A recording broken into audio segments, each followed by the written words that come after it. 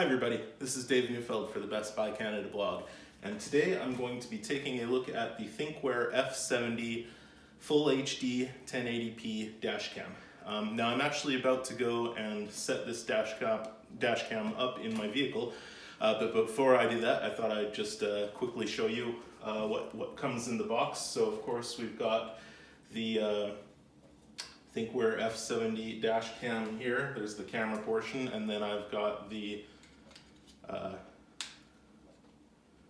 stand for it there that just clips on like that.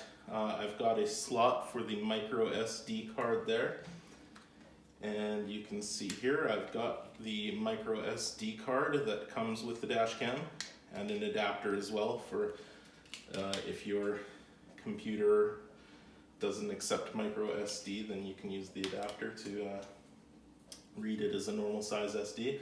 So what I'm going to do now is just pop the SD card in. There we go, I heard a click, so it should be all good. And then of course I've got my power cable here, and I've also got some little clips that I can use to wire the cable into my vehicle to wire the power source and kind of hide it around the side of the window and everything so that it's not cluttering up. So anyway, there we go. That's basically what's in the box. So now I'm going to go ahead and head out to my vehicle and get this camera installed.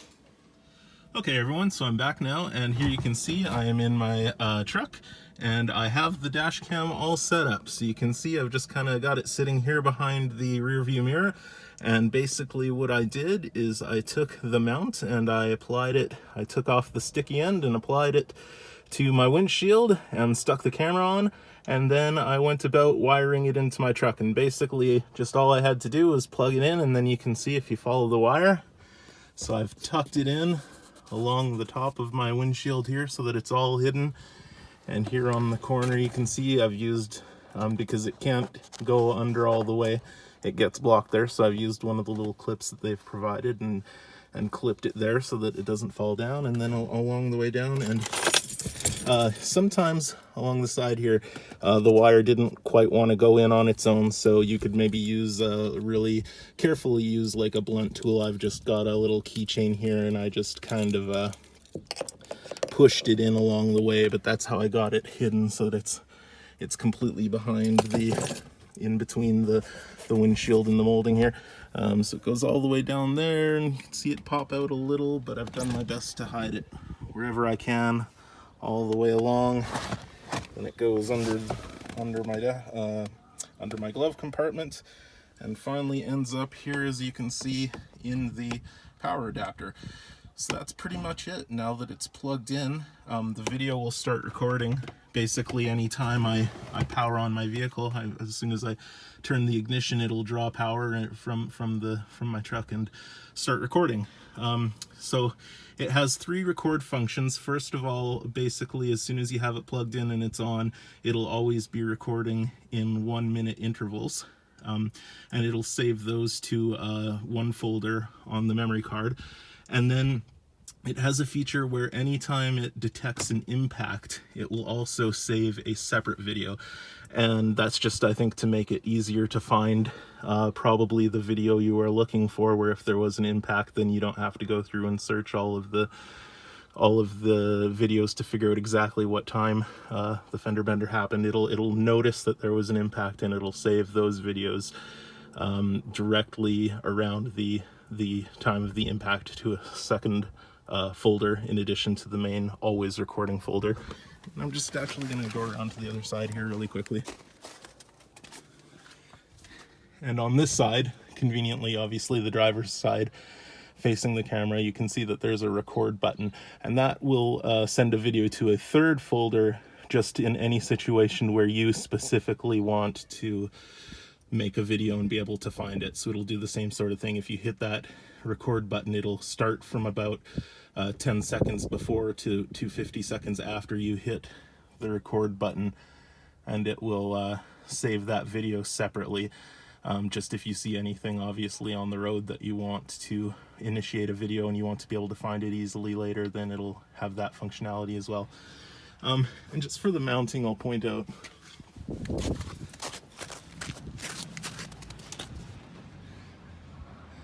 I don't know if that's very clear, but you can see that I've mounted it not so that the camera itself is at the exact center, but so that the lens is at the exact center of my windshield. And that's how you want it, because the lens, you can see, is kind of to the right side of the camera. And it's obviously the lens that you want directly in the middle of your windshield, not centering the body of the camera itself.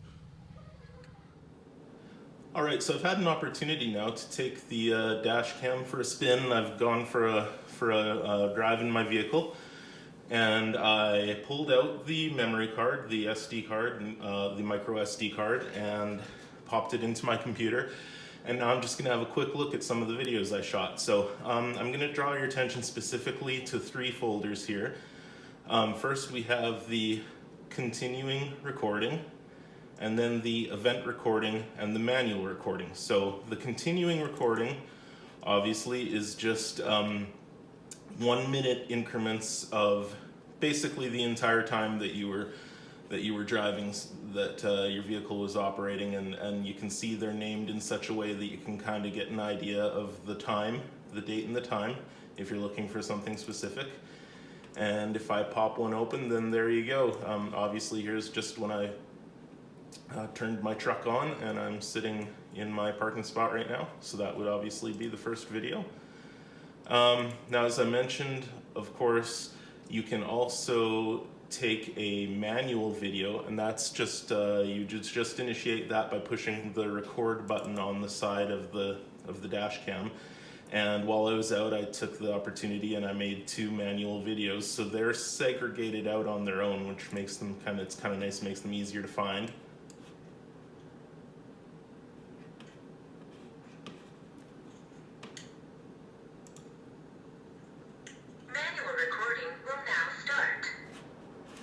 So you just heard where it said manual recording will now start. So that's where I actually pushed the record button.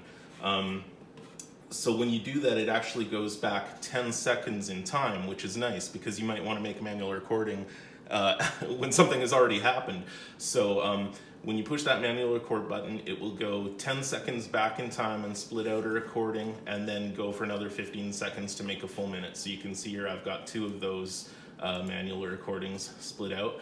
And the last one here I'm just going to touch on is the event recording. Now this is designed kind of to split out videos, especially when you maybe aren't thinking you need to split one out, but it happens in a split second where there's some sort of impact or something like that to your vehicle. So anytime the camera senses that there's any sort of jolt or impact or anything that, you know, that might have been an accident or something that you are going to want to go back and find specifically, it splits those out.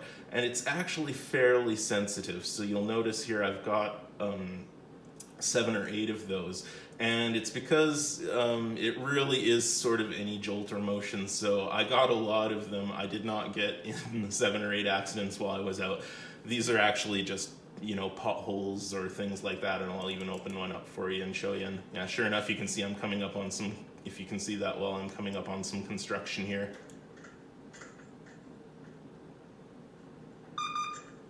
And sure enough, that little stretch of bumpy road was enough to set the camera off to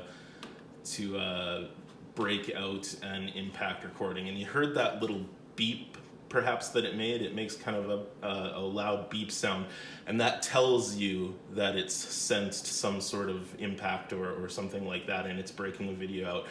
Now, the only downside to that is maybe that beep might become a little obnoxious if you are driving somewhere like this stretch of road where I am, where you're gonna hit a lot of those kind of rough patches of road. Then it's gonna beep a few times as all those events occur. But on the flip side, it is kind of nice that it does take the initiative any time that it thinks that any sort of impact or anything like that has happened, that you're gonna want to be able to find that on its own outside of the regular continuous recording folder, which is going to get, you know, very cumbersome and unpopulated once you've been driving for a while. All right, so lastly, I'm just going to touch on this, which is actually the hardwire kit for the Thinkware F70 Dashcam. And what this is you saw me install the Dashcam in my truck with just a regular installation using the power cord and the cigarette lighter style power source. But you can also, as a separate purchase, get this hardwire kit, which will allow you to directly wire the Dashcam into your vehicle's internal wiring system. Of course, that comes with the caveat. The manual suggests that this installation should be done by a professional mechanic or someone, obviously, that knows what they're doing, because you are, in effect, getting right in there with the internal wiring of your vehicle to install it this way. So just keep that in mind, that is an option. It's definitely a nice one if you want to just have that dash cam integrated right into your vehicle and not have to worry about plugging it in or that sort of thing. But just keep in mind that it does take some knowledge to be able to do that, so you should either have that done professionally, or at least, if you have that kind of knowledge, just make sure that that you know what you're doing before you attempt to hardwire the dash cam. But all in all, that's basically my experience with the Thinkware the F70 Full HD 1080p dash cam. I really like it. It was very easy to install, it was very easy to operate, and it was very easy to plug the memory card into my computer and see all the videos that I shot. So overall, I would definitely recommend it. I think it's a great little dash cam, and I'm very excited to use it more in the future. But that's all from me this time, so until I see you again, just stay tuned to the Best Buy Canada blog for all the latest in technology. Till next time.